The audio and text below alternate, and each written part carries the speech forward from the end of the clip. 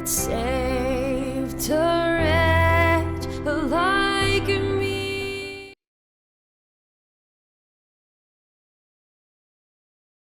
Goeiedag. Ons kyk weer na die evangelie, die goeie nuus van Jesus Christus, dit wat gekom het bykans 2000 jaar terug. En dis vir my baie keer interessant as 'n mens net gaan kyk dat die werklikheid van die geestelike is 'n lewe. Ons praat van 'n ewige lewe, ons praat van lewe op aarde, en iets wat jy baie maklik vir enige Christen kan vra, wat het Jesus kom doen op aarde? Dan sê hy, Jesus het sy lewe vir my kom gee. Nou, as jy die lewe van Christus, as hy sy lewe vir jou gegee het, en jy dit aanvaar, het jy dan sy lewe of het jy nie sy lewe nie? Jy sien, die hele lewe gaan uit keuses, en ons moet berekenings doen, en ons moet somme maak. Hy sê, dat niemand sal 'n huis bou, as hy nie eers die somme gemaak het en bereken het nie. Soos ons reg deur in ons lewe, maak ons heeldag berekeninge. Wat gaan ek, as ek 'n brood gaan koop, waar gaan ek 'n brood koop, hoe gaan ek ry, watter geld gaan ek vat? Jy het 101 sommetjies wat jy maak, of besluite wat jy neem, as jy net 'n brood wil gaan koop. Nou, sit 'n mens na die geestelike en ons wonder, as jy daar op 'n ongeluk byvoorbeeld afkom, en daar's iemand wat besig is om dood te gaan, wat doen jy? Jy gaan tog nie 'n knippel uithaal nie, jy gaan kyk dat jy vir hom lewe kan gee. En dit is vir my so belangrik as ons daarna gaan kyk. Die skrif praat van die bediening van die lewe, hy praat van die bediening van die dood. So ons moet gaan kyk, wat pas ons toe vir mense. Selfs kan dit baie keer iets wat jy goed bedoel. Weet ek van situasies waar mense na dokter toe gegaan het, omdat hulle baie siek is, en hulle het medisyne voorgeskryf, en die medisyne het nie met hulle geakkedeer nie. Met ander woorde, in plaas daarvan dat hulle gesond word, toe word hulle al sieker, en selfs is daar mense wat dood is aan sulke situasies. So, ek wil nou nie daarop ingaan nie, maar wat ek sê, die probleem is dat as daar 'n situasie is waar daar 'n probleem is, dan pas ons die lewe toe. En dan moet jy seker wees dat jy die werklikhede toepas, en nie die dood toepas op iemand nie. Nou gaan sit 'n mens en kyk, as jy na die bediening gaan kyk, dan praat hy in 2 Korintiërs 3, dan praat hy van ons bekwaamheid wat uit God is, en dan sê hy vers 6, 2 Korintiërs 3, God wat ons ook bekwaam gemaak het as dienaars van 'n Nuwe Testament. Mense, jy sal nie iets gaan koop, jy sal nie medisyne drink wat oor die vervaldatum is nie. Want dan weet jy, daardie goed is nie meer so goed vir jou, of nie so effektief vir jou nie. Maar wanneer ons by die geestelike kom, dan sit ons met 'n Ou Testament, ons sit met 'n Nuwe Testament, en die mense wil nie die Nuwe Testament toepas nie. In ander woorde, eerder die een wat oor die vervaldatum is. Hy sê, dienaars van die Nuwe Testament, nie van die letter nie, maar van die gees. Want die letter maak dood, maar die gees maak lewend. So sien, daar is die situasie wat 'n mens het. Die mens het in Genesis het die mens gesterf. En God het gesê dat die mens moet 'n lewe kry, want daar was die boom van die lewe, die boom van die kennis van goed en kwaad. So die mens het gesterf, en daarom het hy 'n lewe nodig gehad. Ons het die hele ding verkeerd, ons het gegaan, en nou het ons die hele geestelike werklikheid of godsdiens het ons gemaak oor sondes. Maar dit gaan nie oor sondes nie. Dit gaan oor 'n lewe. Die mens het sy lewe verloor in Genesis, en dit is wat hy hiervan praat. Hy sê, en as die bediening van die dood met letters op klippe gegraveer 'n heerlikheid was, sodat die kinders van Israel nie die oë kon vestig op die aangesig van Moses nie, vanweë die heerlikheid van sy aangesig, wat tog moes vergaan. Sien jy daar, dit was 'n werklikheid gewees. Dit was die werklikheid. Die Ou Testament was 'n werklikheid, maar hy sê die Nuwe Testament is gebou op die wet en profete, is 'n groter werklikheid wat gekom het. Nou gaan hy verder, hy sê, hoeveel te meer sal die bediening van die Gees dan nie 'n heerlikheid wees nie. Vers 9, want as die bediening wat veroordeel heerlikheid was, Veel meer is die bediening wat regverdig maak, oorvloedig in heerlikheid. Sien, hier het 'n groter werklikheid gekom. So jy kan nie die oue afkraak nie, maar die werklikheid is dat hier het nou vir die mens 'n groter werklikheid gekom, want as jy gaan kyk na die hele werklikheid van die wet se doel was om jou aan 'n einde van jouself te bring. Die wet se doel was om jou op 'n punt te bring waar jy besef, ek kan dit nie maak nie. Die beste van die bestes kon nie gemaak het nie. Dawid, kyk wat het hy alles gedoen. Handelinge 15, dan kom Petrus, dan sê hy, hoe wil julle die wet op die heidene toepas wat ons en ons voorvaders nie kon onderhou nie. Mense, baie belangrik. En as jy gaan kyk na Jakobus 2, praat daarvan, Jakobus 2 vers 10 sê, want wie die hele wet onderhou, maar in een opsig struikel, het aan almal skuldig geword. Met ander woorde, het aan almal skuldig geword, as nie kleintjies of grootes nie. Hy sê, want hy wat gesê het, jy mag nie egbreek nie, het ook gesê, jy mag nie doodslaan nie. As jy nou nie eggebreek het nie, maar doodgeslaan het, dan het jy 'n oortreder van die hele wet geword. Jy sien daardie probleem daar, dit was die bediening van die dood, want maak nie saak watter kant toe jy gegaan het, jy kon nie by dit uitkom nie, jy kon nie wegkom onder dit nie, die beste van die bestes kon dit nie onderhou nie, dit het Petrus self gesê. So as ons nou gaan kyk na die werklikheid daarvan om jouself te verbeter, ek sê, die wet was juis gegee om jou aan 'n einde van jouself te bring. Jesus kom nadat die wet so swaar was, kom Jesus in die bergpredikasie, wat baie mense dink is lewe, is eintlik om vir jou te wys, hoe ver mis jy dit. Nou sê Jesus vir hulle, dis nie meer net as jy nou eggebreek het nie, dis nou as jy gekyk het, met ander woorde, as jy begeer het, dan het jy klaar eggebreek. Mense sien nie hoeveel, dit is tot die mag 2. Hy sê, as jou oog jou pla, ruk hom uit. As jou ander oog jou pla, ruk hom uit. As jou hand jou pla, kap hom af.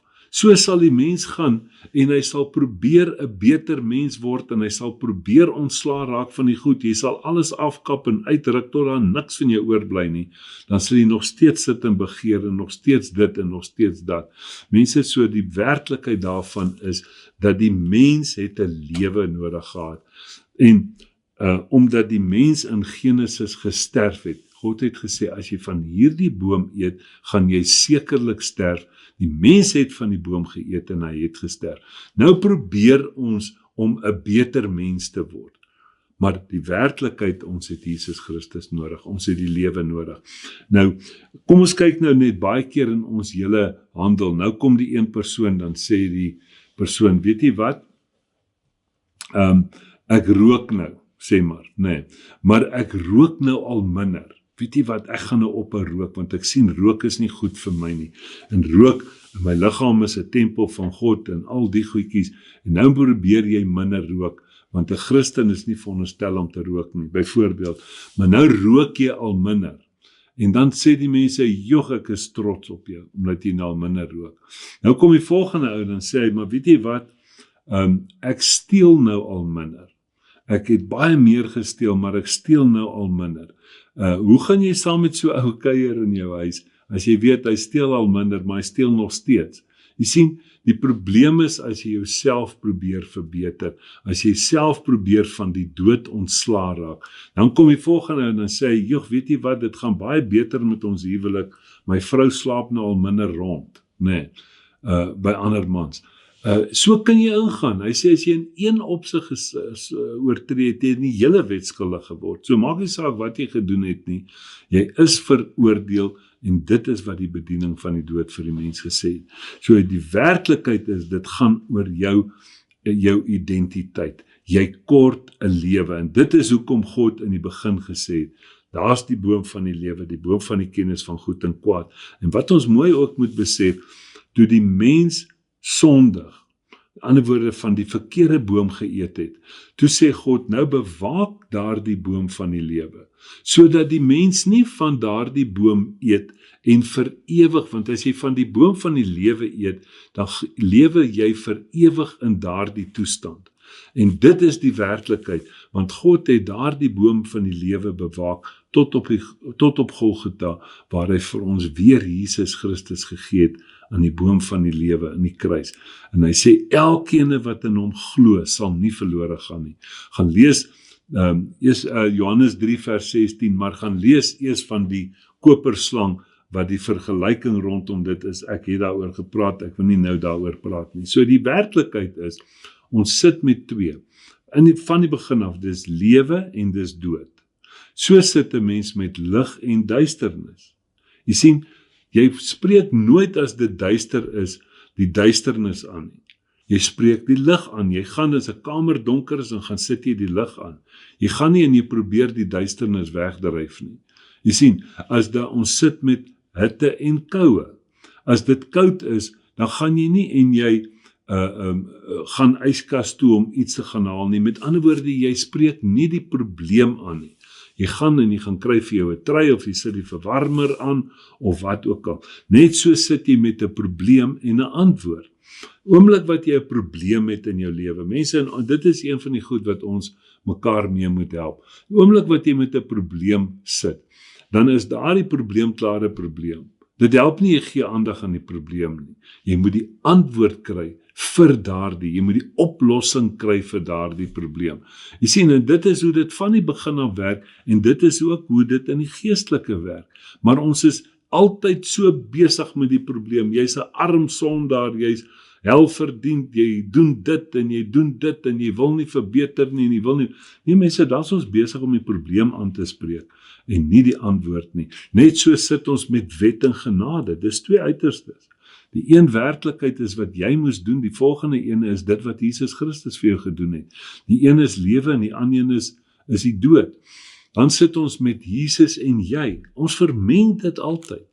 Dan is dit wat jy moet doen om by God uit te kom. Nee, dis nie wat jy moet doen om by God uit te kom nie. Dit is die Ou Testament. Moes die mense offers gemaak het.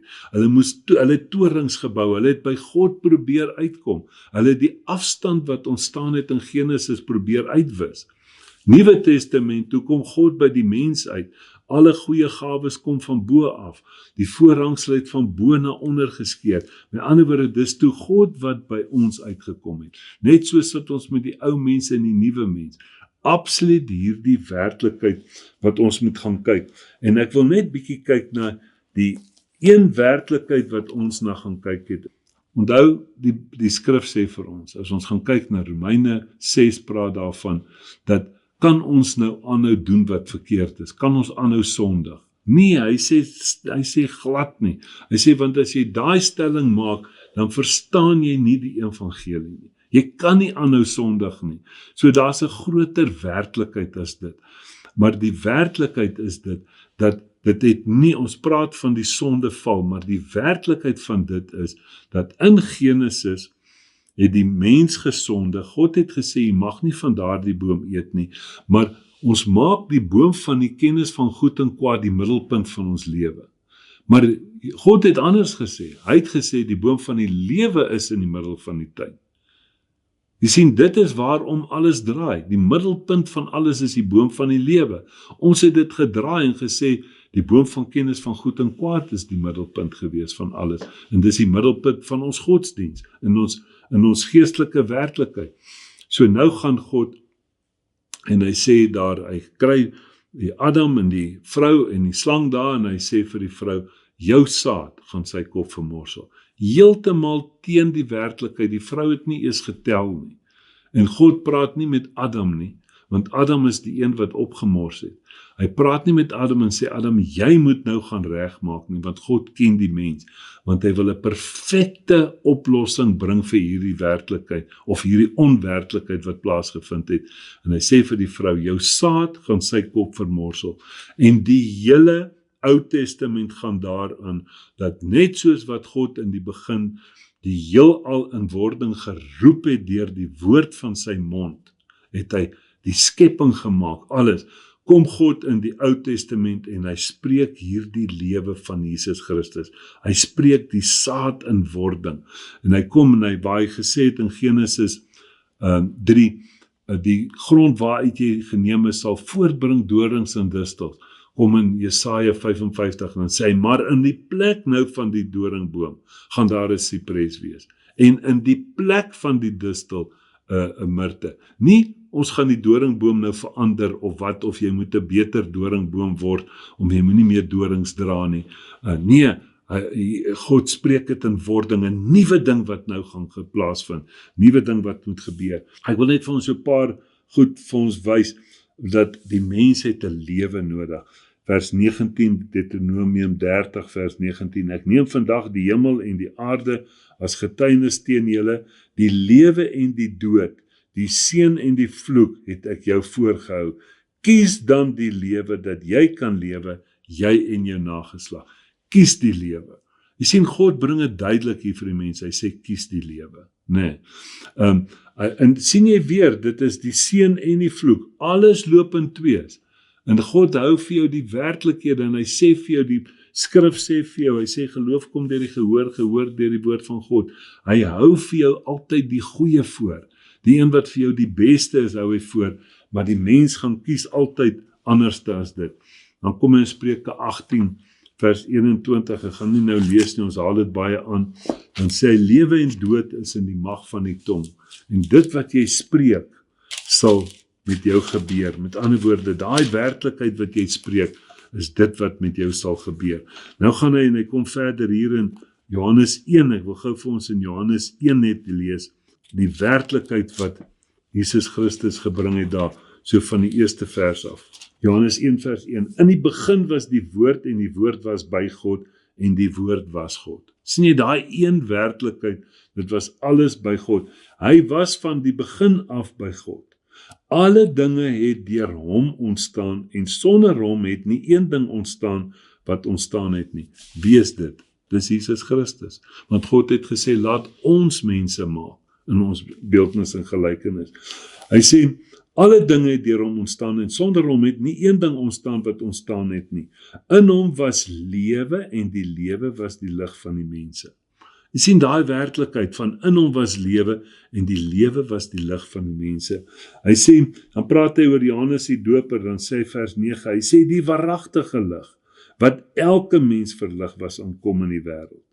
Dan sien jy dat Jesus Christus was daar die manifestasie, van die begin af was hy daar. Nee, en hier kom hy en hy manifesteer nou as die antwoord vir die mens wat moes gekom het, die saad wat moes gekom het. Dan gaan jy sit jy reg deur die skrif, Johannes 6, ons kan hom net so lees, ons is hier Johannes 6, ek wil net so deur Johannes gaan, vers 63, dan praat Jesus weer met die mense hier, en kyk mooi, hy sê vir hulle, dit is die gees wat lewend maak, die vlees is van geen nut. Ons kyk daarna mense, dis die gees wat lewend maak, die vlees is van geen nut. Ons het gelees 2 Korintiërs 3, dit wat op die tafels geskryf is, met ander woorde die vleeslike veranderinge, die doen mens. Hy sê, die vlees is van geen nut, die woorde wat ek tot julle spreek, is gees en is lewe. Hier gaan jy die lewe kry in die woord. Want Jesus kom verder, dan sê hy in Johannes 14 vers 6, hy sê, ek is die weg, die waarheid en die lewe. Mense, baie, baie belangrik, Jesus kom, ek het gesê, wanneer 'n mens in 'n situasie kom waar daar 'n dood is, dan moet jy lewe spreek in daardie situasie in. En Jesus kom hier in Johannes 11, kom hy by Martha, en wat hy praat oor haar broer, en Jesus sê vers 23, Jesus sê vir haar, jou broer sal opstaan. Martha antwoord hom, ek weet dat hy sal opstaan in die opstanding in die laaste dag. Jy sien, dit is wat ons doen. Ons wil hierdie lewe, wat Jesus Christus vir ons kom gee, wil ons volhou. Ons wil nou in armoede, ons wil nou in die dood leef, en dan wil met die hoop dat ons eendag 'n lewe gaan hê. Miskien sal God my genadig wees dat ek dit maak. Nee mense, dis nie dit nie. Hy sê, Jesus sê vir haar, ek is die opstanding en die lewe. Wie in my glo sal lewe, al het hy ook gesterwe. Kyk wat sê Johannes 5, ek het nou nie al hierdie skriffies beplan nie, maar vers 24, voorwaar ek sê vir julle, wie my woord hoor en hom glo wat my gestuur het die ewige lewe. Hy wat hoor en glo, met ander woorde dit jou eie maak, dit bly jou keuse, het die ewige lewe en kom nie in die oordeel nie, maar het oorgegaan uit die dood in die lewe. Dit sê Jesus vir hulle, na die kruisiging en opstanding sê Paulus vir hulle in Efesiërs 1 vers 13, toe jy die woord van die waarheid, Jesus Christus, ek is die weg, die waarheid en die lewe, die evangelie van jou redding gehoor het, en dit geglo het, met ander woorde jou eie gemaak het, dan word jy verseël met die belofte van die Heilige Gees. Dit is so werklikheid. Jesus sê in 1 Johannes 5 vers 12, hy sê, hy wat die seun het die lewe, hy wat die seun van God nie het nie die lewe nie. So jy sien mense, die hele ding gaan daaroor, dat dit is absoluut 'n lewe wat die mens gekom het. Jesus Christus het gekom om daai lewe vir die mens te gee, en tot vandag toe kom ons daar en hy sê, ek gaan dalk by Romeine 10 uitkom, kom ons noem dit net, die tyd is min, sê Jesus, Paulus bid, hy bid vir sy volk, hy sê, ek bid dat my volk gered kan word, want ek kan getuig dat hulle ywer het vir God, maar sonder die regte insig, sonder die regte kennis, want hulle aanvaar nie die manier, sê die nuwe vertaling, waarop God die mense vryspreek nie, hulle probeer dit op hulle eie manier verkry. Tot vandag toe probeer die mens om deur godsdiens om by God uit te kom, dieselfde as in die Ou Testament, wat niemand dit reg gekry het nie, probeer die mens by God uitkom, 'n beter mens word, aanvaarbaar word, maar Jesus sê hier vir hulle, kyk mooi, Johannes 10 vers 10, die dief kom net om te slag en te steel en te verwoes, ek het gekom, nie gaan nie, het gekom, dat julle lewe en lewe in oorvloed kan hê. Watter een was eerste? Die dief het geslag en steel en verwoes. Daarna het Jesus gekom dat ons lewe en lewe in oorvloed kan hê. Waarna soek ons? Ons ruil die twee om. Ons sê Jesus het 2000 jaar teruggekom, sy lewe vir ons gegee. Ek het Jesus aanvaar as my lewe. Hy is nou my lewe en nou slag en steel en verwoes. Dis net 'n leuen, dis net 'n leuen. En daarom moet ons met mekaar praat en ons moet mekaar ondersteun met hierdie werklikhede. Ons noem dit fellowship in Engels. Dat ons vir mekaar kan sê, nee man, die dief het geslag en gesteel en verwoes, maar Jesus het gekom dat jy lewe in oorvloed kan hê. As jy net gaan kyk na na die kruisiging, die boodskap na die kruisiging, Efesiërs 2 byvoorbeeld, jy kan dit elke keer aanhaal, vers 1, en julle het hy lewend gemaak wat dood was deur die misdade en die sondes. So twee goed baie belangrik, is eerstens, dit gaan nie oor sonde nie, dit gaan oor Jesus. Hy wat met sy hart glo en Jesus bely, sê Romeine 10 vers 9, en hy herhaal dit in vers 10, sal gered word. Jy sien, dit gaan daaroor om Jesus te bely. En die tweede ding is, dat die mens het 'n lewe nodig. Dis nie sondesbelydenis wat jou in 'n werklikheid gaan bring nie, dis om Jesus te bely. En die volgende ding is, dat die mens het gesterf en hy was op soek na 'n lewe. En julle het hy lewend gemaak, wat dood was deur die misdade en die sondes, waarin julle tevore gewandel het volgens die loop van die wêreld, dan spreek hy hierdie hele Ou Testamentiese wandel, waar die mens in was, die beste van die bestes.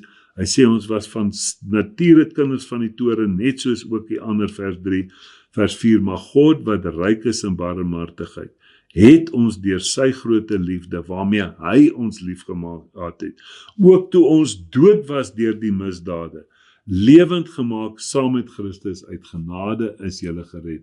Die mens het 'n lewe gekom, Jesus het vir ons daai lewe gebring, hy het vir ons daai lewe uitgestort, en dis vir jou om 'n keuse te maak, wil ek dit hê of wil ek dit nie hê nie. Efesiërs 4 vers 18, julle is geskei van die lewe van God, deur onkunde, omdat julle harte verhard. Ek luister nie na die goeie nuus nie, ek wil niks van hierdie boodskap hoor nie, ek sal dit op my eie manier verkry. Dit gaan nie werk nie. Hierdie is die evangelie, die goeie nuus van Jesus Christus. Amen.